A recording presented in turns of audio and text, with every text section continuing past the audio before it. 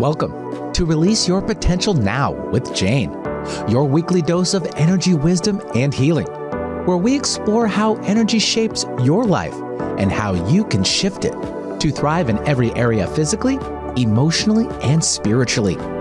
Each week, we'll dive into practical tools, real-world examples, and quantum energy perspectives to help you stay positive, navigate challenges, and reclaim your personal power.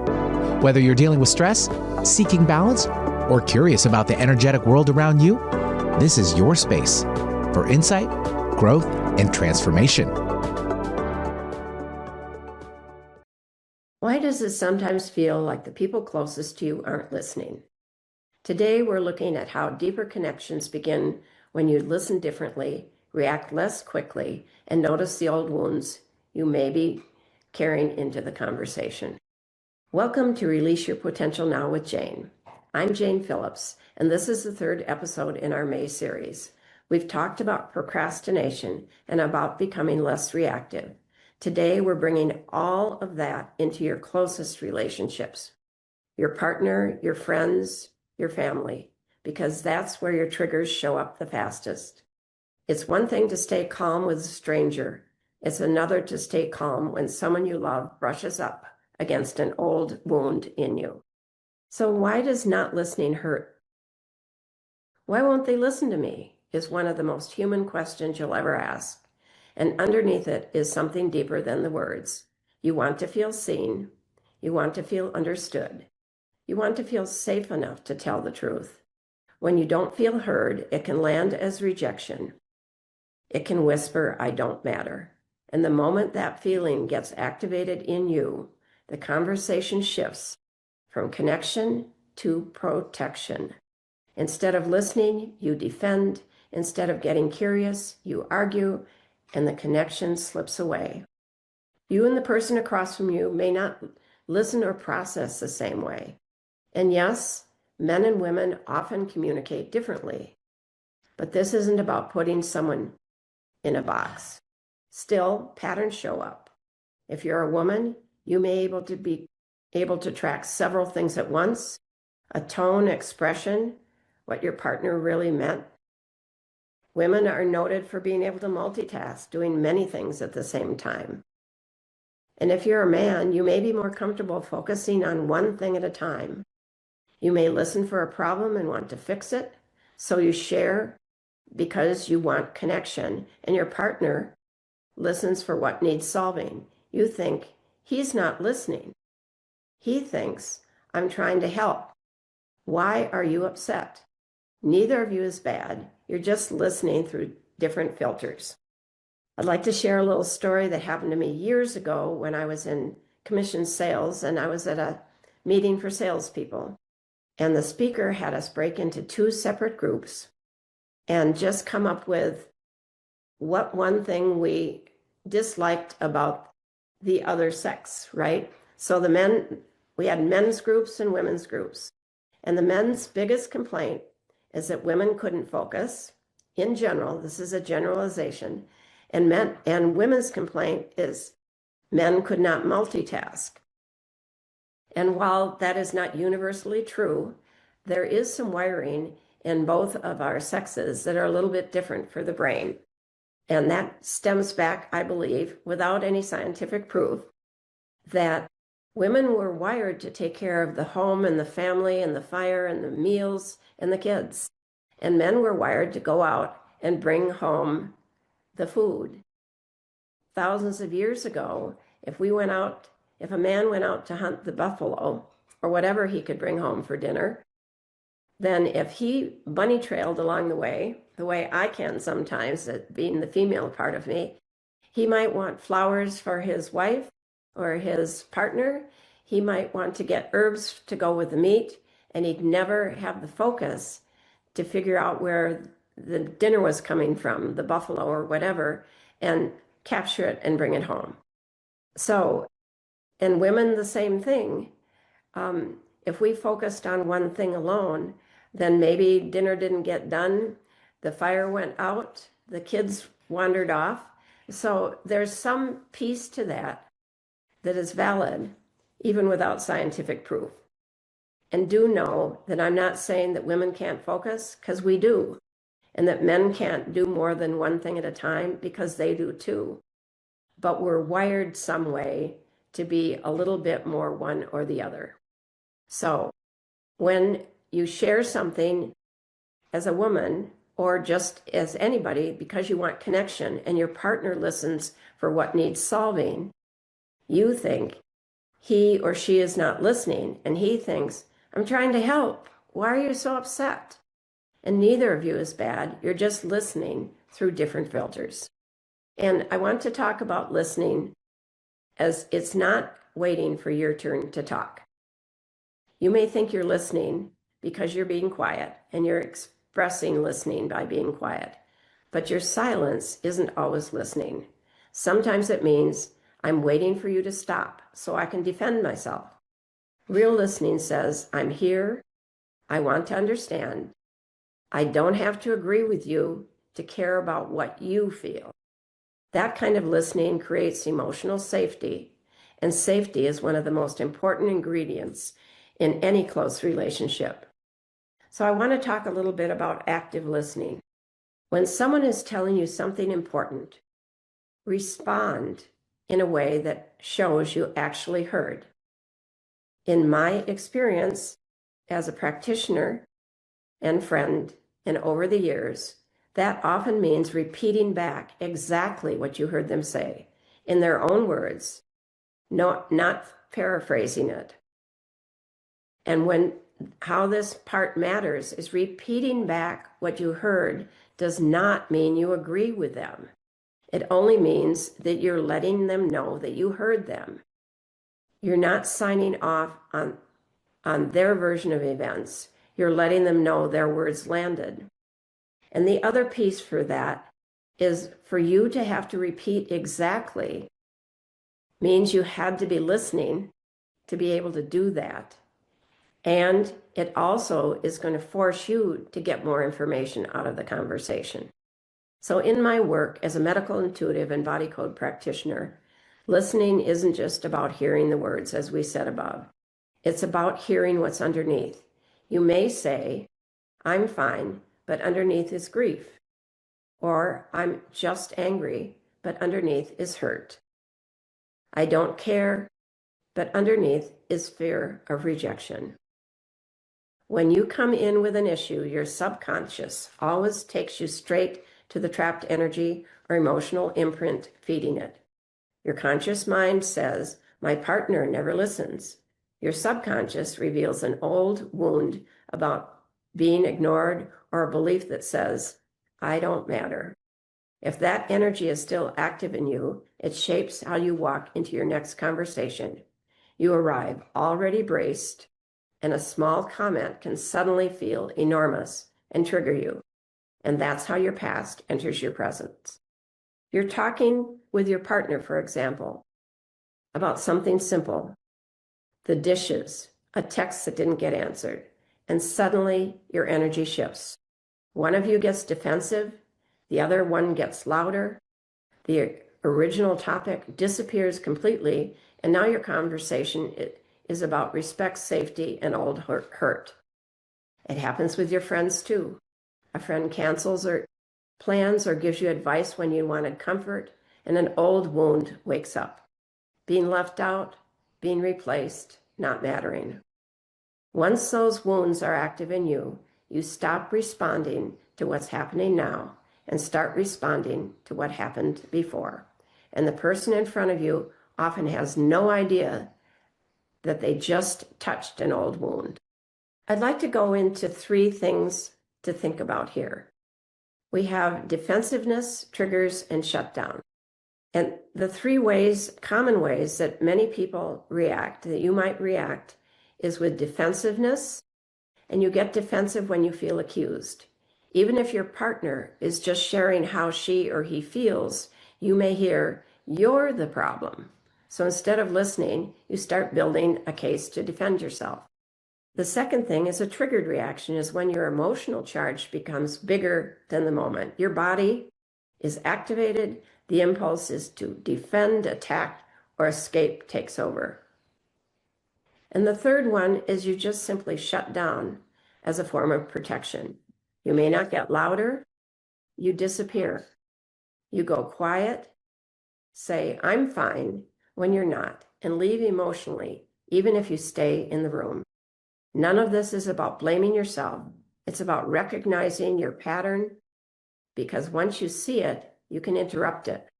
So how do you come back to connection when you're so severely triggered? Well, if you are able to, and we'll talk about other things that possibly I can do to support you to not be so triggered, but the first step is to pause. A pause can save your conversation. You may be reactive, but you pause. And it might sound like verbally saying, give me a second. I want to hear you, but I'm getting reactive. Or I care about this. Can we slow down? That's very different from storming off. It says, I need space, but I'm still here. Then listen for the feeling underneath. You never help me often means I feel alone. You're always on your phone often means I miss you. When you're listening for the feeling, you stop arguing with the surface sentence and start responding to the heart. So the practice for this week for you is listen before you defend. Do your best. That doesn't mean you never share your side. It means you pause first and ask yourself, what are they really trying to tell me? Is it something older being activated in me? Then reflect back their words verbatim before you explain yourself. People soften when they feel heard. And once they feel heard, they know you're listening and they can usually hear you too. And do remember, listening isn't agreeing. You can listen and still say, that's not how I experienced it. Or I need time to think. Or just repeat back and say, thank you for sharing that. True listening isn't self-abandonment. It's staying present enough to understand what's going on before you respond. So when you walk into a conversation, you're not bringing your words. You're bringing your history, your old wounds, your longing to be loved and understood. Sometimes you also bring trapped emotional energy, the energy of not being heard, of old grief, of a belief that people always leave you. When that energy is active in you, calm listening is almost impossible because part of you is back in the old wound. And that's why clearing work that I do and others do matters. When your old energy softens, your presence gets cleaner and you can hear what's actually being said. So I want to talk a little bit here about the things I do in the quantum energy field that I've been doing for 20 years and gotten better over time. So early on, when I first became a coach, before I decided to do work as a medical intuitive and now the body code, I used to just not be able to engage with people. But I had a situation early on where I was working on somebody's physical issue as a friend because I discovered as a coach I was healing people and I didn't understand it. I didn't know what was going on. So I was working with this person. I did some guided imagery stuff. We were actually just moving the pain in her back as though it was a barn full of old metal and stuff. And we had a horse or a donkey, I don't remember which, with a cart and was pulling all this junk away in our minds. And that was related to her bad back that she had from an accident a few years back that had not permanently healed. So when we worked for about 40 minutes, part of her back pain was totally gone. And she went home and raked leaves and told me about it. And I was like aghast. No, you can't do that. You could re-injure yourself. And she calmly said, well, no, I can't. I couldn't do that. And I didn't understand why. So I was at a meeting, it was a business meeting, and I ran into somebody that I shared this story with and asked her, how did that happen? How does this person not get re-injured?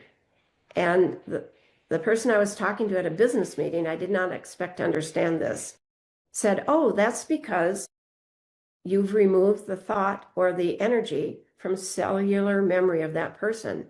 And once it's gone, it's permanently erased." So, wow, that was new. And fast forward 20 years from there, the work I do as a medical intuitive and as a body code practitioner with an app that really helps permanently removes some of your belief systems that trigger you, cellular memory. So you can't get triggered because that belief isn't there. Whoever was responsible for turning the chemistry on around that belief that made you nuts isn't there. So you don't have the chemical reaction that creates the emotions.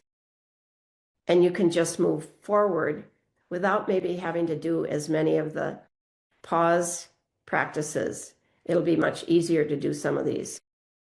So you can go, if it appeals for you to consider working with me, even just a consult to learn more about this than we can handle in this podcast, you can go to janecphillips.com and you can look me up on the releaseyourpotentialnow.com website. I have two of them. One deals with the energy clearing I do. And schedule a session for us to talk to see if I can help you over some of the lumps. And because this podcast is about relationships and wanting for people that really want stronger relationships with family or loved ones or partners, it might be worthwhile to explore how to use some different tools, but also how to remove the things that trigger you all the time so that you can at least do your part in not triggering yourself or your partner. So when your old energy softens because these triggers are gone, your presence gets cleaner and you can hear what's actually being said. So the people closest to you can touch your deepest wounds. And they can also help you practice your deepest healing.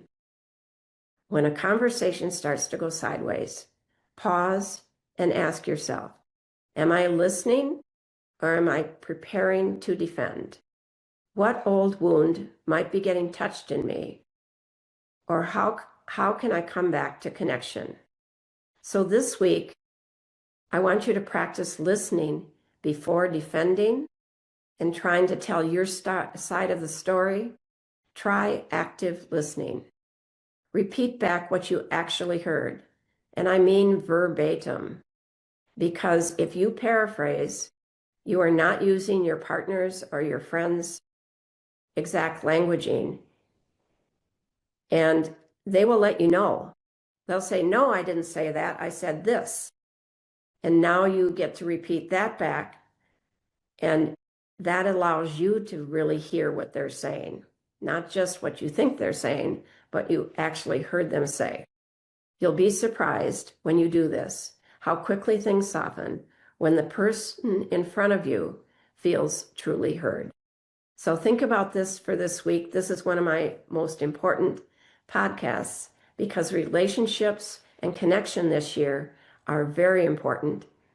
And connection is what allows you to get support in so many different ways, from business to personal life.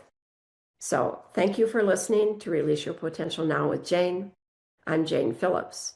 To learn more, schedule a session. As I said before, visit janecphillips.com. And next week, we'll finish the May series with a recap of the last 3 months of podcasts where we were talking about setting intentions for this year, letting go of things that don't serve us any longer, and moving in to the ability to have commitments and support from the people around you. Thank you for listening.